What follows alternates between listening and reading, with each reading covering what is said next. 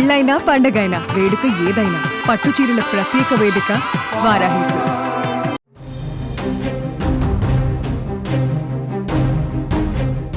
జ్యోతి Malhotra alias జ్యోతి రాణి ఇప్పుడు ఈ పేరు దేశవ్యాప్తంగా హాట్ టాపిక్ గా మారింది.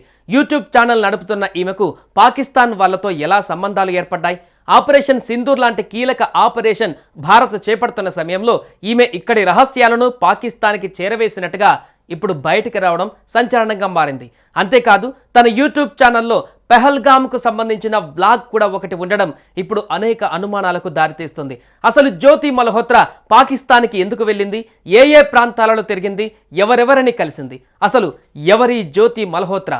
పూర్తి వివరాలు ఈ స్టోరీలో తెలుసుకుందాం.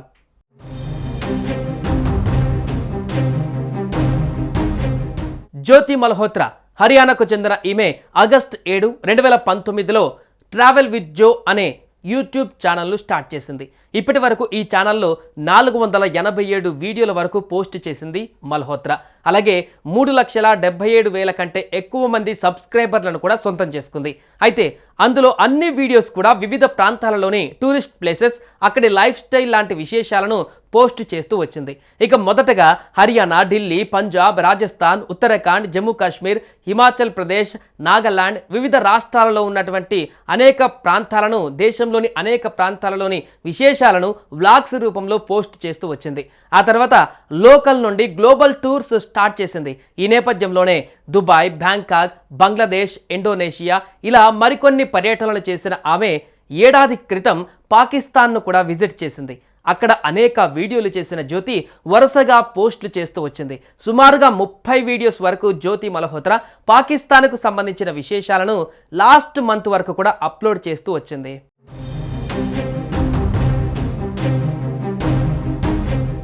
ఇక్కడ మరో ఆసక్తికరమైన అంశం ఏంటంటే జ్యోతి మల్హోత్రా 2021 సంవత్సరంలో పెహల్గామ్ను విజిట్ చేసిన ఒక వీడియో కూడా ఇప్పుడు బయటకు రావడంతో అనేక అనుమానాలకు దారితీస్తుంది. ఇదిలా ఉంటే 2023లో ట్రావెల్ కంటెంట్ క్రియేషన్ ముసుగులో జ్యోతి పాకిస్తాన్ను సందర్శించిన సమయంలో పాకిస్తాన్ హైకమిషన్ అధికారి హసన్ ఉర్ రహీమిన్ అలియాస్ డానిష్తో పరిచయంతో ఆమె తప్పుదారిలో నడిచినట్టుగా సమాచారం.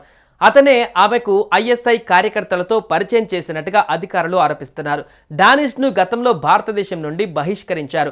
గూఢచార్య కార్యకలాపాలకు పాల్పడినందుకు పర్సనాలిటీ నాన్ గ్రాటాగా ప్రకటించారు. కాగా జ్యోతి పాకిస్తాన్కు ఆమె అనేక సార్లు వెళ్లిన సమయంలో పాకిస్తాన్ నిఘా అధికారులను కలుసుకొని భారత సైనిక స్థావరాలు, కదలికలపైన సున్నితమైన సమాచారాన్ని వారికి అందించడం ప్రారంభించిందని తెలుస్తోంది. అంతేకాదు పెహల్గాం ప్రాంతానికి సంబంధించిన పూర్తి సమాచారం కూడా జ్యోతి మల్హోత్రాకు తెలుసు కాబట్టి ఆమె చేసిన ఆ వ్లాగ్ ద్వారా కానీ లేదా ఫోన్ ద్వారా కానీ అక్కడికి వెళ్లే మార్గాలకు సంబంధించిన వివరాలు కూడా ఏమైనా వారికి చేరవేసిందా అనే కోణంలో కూడా ఇప్పుడు దర్యాప్తు చేస్తున్నారు. ముఖ్యంగా ఆమె కమ్యూనికేషన్ను నిర్వహించడానికి వాట్సాప్, టెలిగ్రామ్, స్నాప్చాట్ వంటి ఎన్క్రిప్టెడ్ మెసేజింగ్ ప్లాట్ఫామ్లను ఉపయోగించిందని, గుర్తింపును నివారించడానికి తన ఫోన్లో నకిలీ పేర్లతో ఐఎస్ఐ పరిచయాలను కూడా నిల్వ చేసిందని ఆరోపించారు. ఆమె పాకిస్తాన్ పర్యటనకు సంబంధించిన వీడియోలు ఆమె యూట్యూబ్ ఛానల్లో అందుబాటులో ఉన్నాయి. ప్రస్తుతం అధికారులు ఆమెను విచారిస్తున్నారు.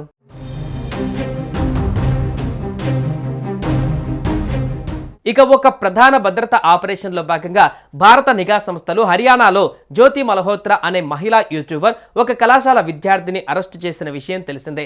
దీంతో ఈ గూఢాచార్య నెట్వర్క్ను ఛేదించాయి భద్రతా దళాలు.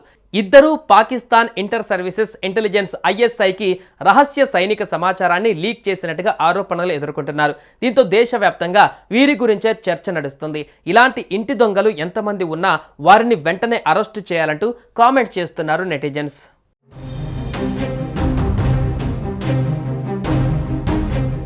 సుమన్ టీవీలో మీ పర్సనల్ అండ్ బిజినెస్ ప్రమోషన్స్ కోసం కింది నెంబర్కి కాంటాక్ట్ చేయండి.